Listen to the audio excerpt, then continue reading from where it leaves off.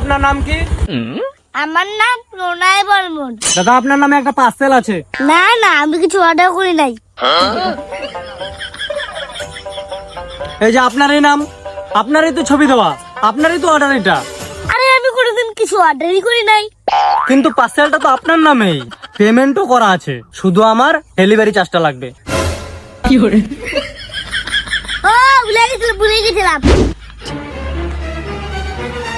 আসলে আমি ভুলে গেছিলাম, তোমার ডেলিভারি চার্জ কত? আমার ডেলিভারি চার্জ 100 টাকা। এই যে পার্সেলটা।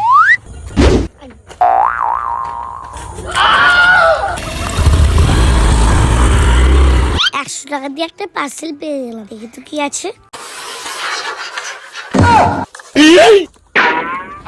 কি সর্বনষ্টেই নইল।